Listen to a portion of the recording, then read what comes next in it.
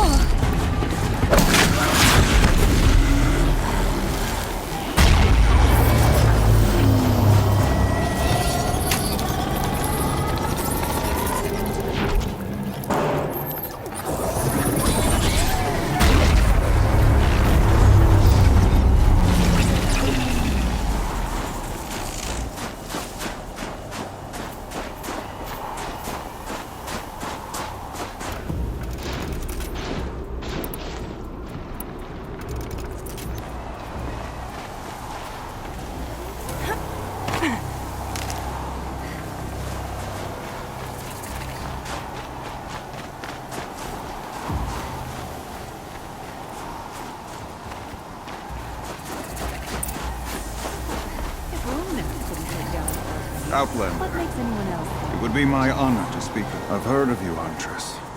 Each of the many verses of your song tells of an impossible victory.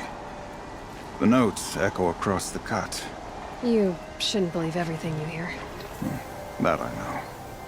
My song used to echo around Banur. Umnak, the hunter of legendary machines. That's why I'm here. For another. They call it the claws beneath. Or they did when I was younger. Its defeat would have given my song a fine end. I used to travel between Banur and the Cut without stopping to sleep. But this trip, my bones ache, Huntress. But you, out hunting Aratak, leading your own Werak. If half your song is true, you are the only hunter I'd trust to go in my place. You want me to hunt for you? Not just for me, no. For an old friend. You want me to hunt in your place? Is that some kind of Banuk custom? Well, perhaps it should be, but no. We survive and we prevail, until we fail to do either. I confess, this is not easy for me. For any other machine, I would die as I have lived. A Banuk hunter, weapon raised. But too many good lives have been lost to the claws. Throwing my old corpse atop the pile accomplishes nothing. Better to live in a world without the claws than to die while it still makes children orphans.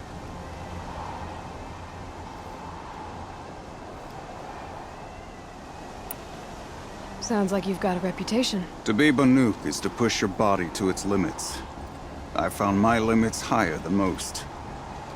Fearsome machines needed killing, and in my youth, I found I had a talent for killing them.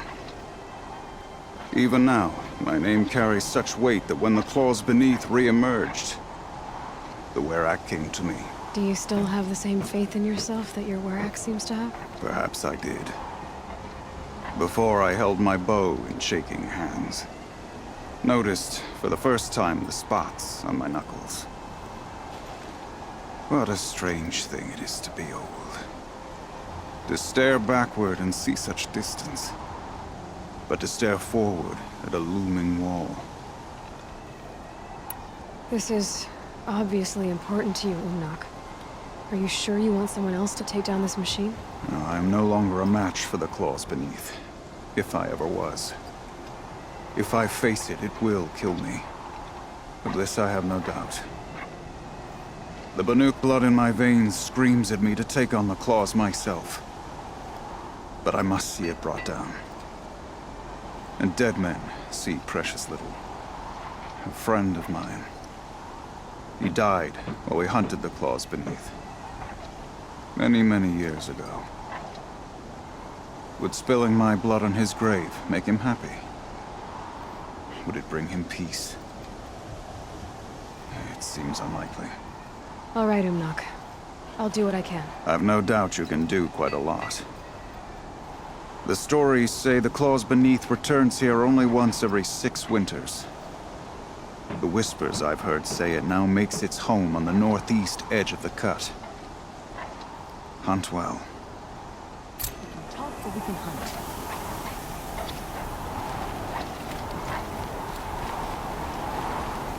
Pleasant days. You're Aloy, right? My pop... Bergund, I mean, told me you might be heading up to see me. Varja. Pleasure. Hey, that spear is really something. You've customized her, haven't you? I've made a change or two. You've got an eye for weapons. I wish these Banuk agreed with you. I can't seem to sell scrap to a Glentalk around here. Everyone wants boring old bows and spears. I like the more unusual stuff. And the Banuk can get unusual. Like that spear Aratak hauls around. An ice rail. Ooh, or that weapon of Araya's. What I wouldn't give to poke around inside one of those. Feel the lightning on my fingers. Or inside of anything, really. Last commission I had was a month ago. A weapon that spat fire. That didn't go well. You think you could improve Aratak's spear? I've never seen a weapon that couldn't be improved by Oseram Craft. You know, I tried to ask him if I could hold her once. Even offered to improve her for free. How'd that go? How do you think? He just grunted and kept walking. So, let's say someone you know happened to have a weapon like Araya's. You don't. See for yourself. Of course. Look at the... So the coils generate the spark, but the power source isn't even bolted in. I won't lie. She's beautiful. But there's beautiful and then there's beautiful. What we need is a Stormbird Talon. Lightning flows over them like water off a goose. And I know where one is. Hunt it with me, I'll turn that weapon into your new best friend. And second best. You're sure you can fix up this thing? You bet. Probably. Just need that Stormbird Talon. So your last project was a bust? Not at all. I did my best work yet on that commission. The deal just went rusty. About a month ago, this guy Olgrid, Ostrom like me and Pop, asks me to make something for him. Think about the way a bellowback spits streams of fire from its throat, right? Like that, but held in your own hands. And you built that? Yep. That was my forge fire. I was pretty proud of her. Anyway, Olgrid sent word that he wanted to see the progress I was making. I show up, and there he is with a crew of damn bandits. And of course, why pay for something when you can take it? I dropped the weapon and ran. Didn't look back till I hit Long Notch. Joke's on Olgrid, though. I wasn't even done. Wait, so the weapon he stole doesn't even work? Oh no, she works. It's just, if I'd had a little more time, a few more parts, I could have made her really work. So you want to hunt a Stormbird? I haven't seen any in the cut. That's right. But one roost's back near Freeheat. How about a break from all this white? I'll meet you there. What? People expect you to hike for miles, hunt huge machines alone, and just bring stuff back? Mostly. Not me. I'm fierce. Chaos around, with their ridiculous ideas about women. Great warriors that they ignore. Peace and harmony, my friend.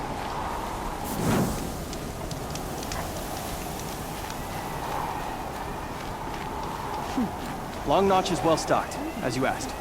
And our scouts are watching for more. But our purpose was to take back the mountain. Now what? Stay prepared. Sharpen your spears. Should we not return, defending the cut falls to you.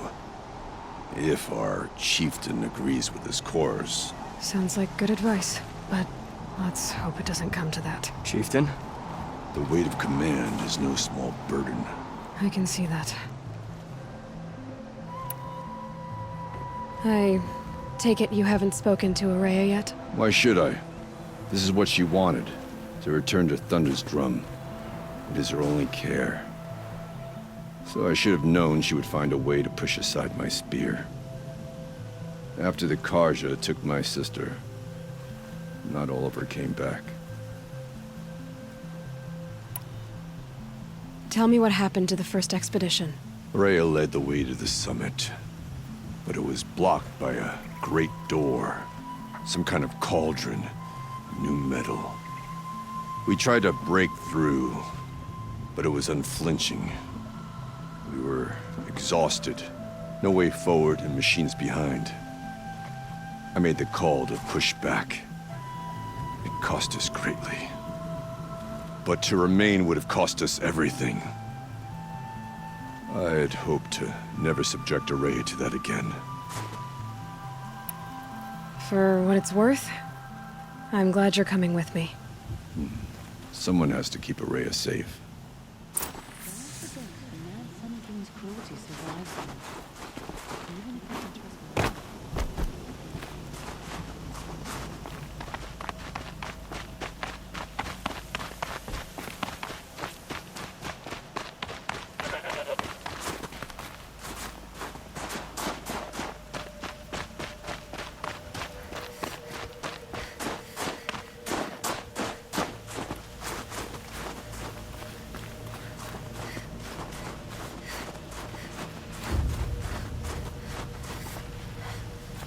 Aloy, this is it.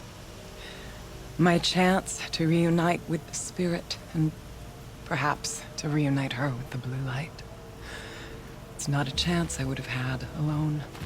I needed an outsider. Someone ignorant of our ways, but no, not ignorant. Are you trying to thank me, Araya? Yes, of course. That's what you do. Untangle knots. Create possibilities. Thank you for making this pilgrimage possible. I only wish it had not been necessary to humiliate Aratak. You were wise to let him come. He's earned the right, stubborn as stone, but he's had to be. The war demanded it. And so have I.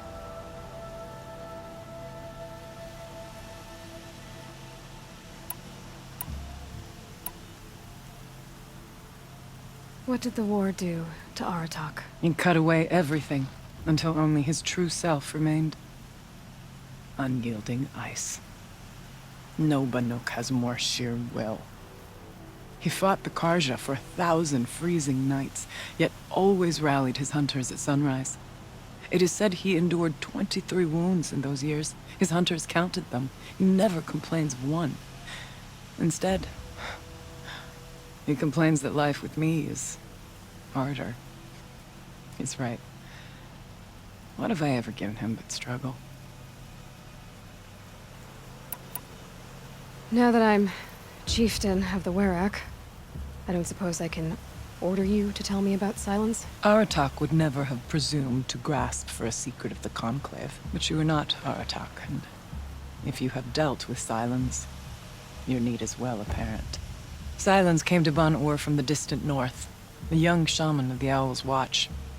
A remote Werek that rarely comes south to parley. Silence was a shaman. He was. Or at least, when we sent runners to ask the Owl's Watch, they said he was. His knowledge of the machines was beyond compare, and he was hungry to trade what he knew to the rest of us.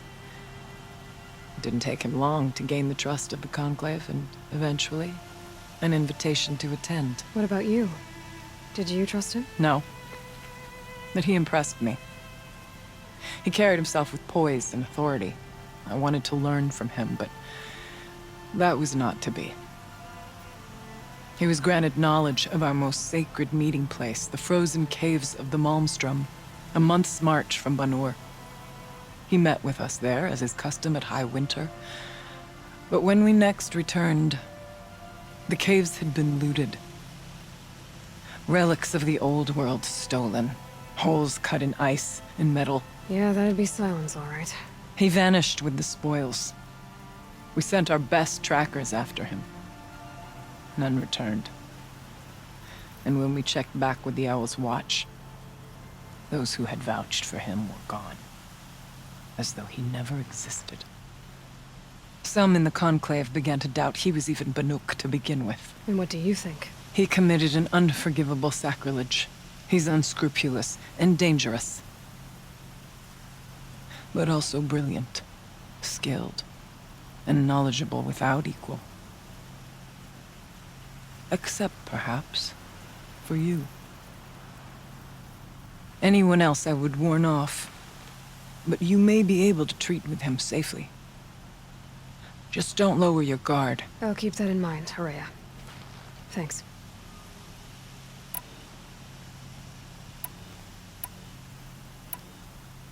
It hasn't been easy for you, Horea. Getting back to this point. It was all to hear her voice again. This time, we both will. I'd like that.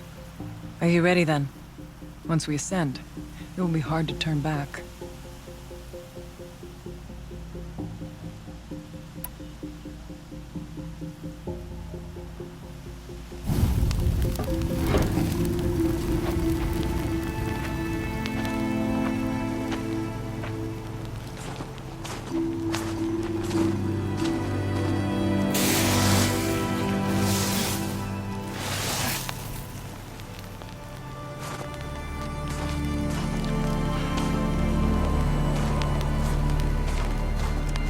Finally, we ascend.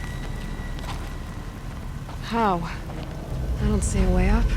Not up. Through. No, brother!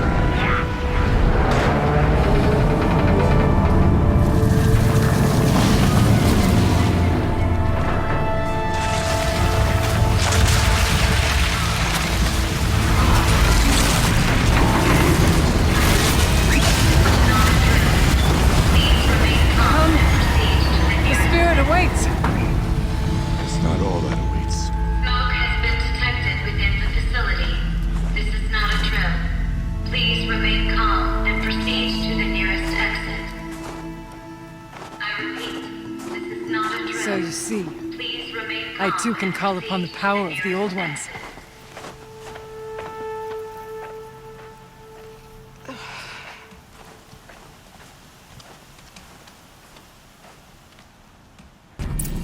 What was this place? The spirit once told me that this all used to be part of its domain. A fortress that defended humankind from a terrible danger.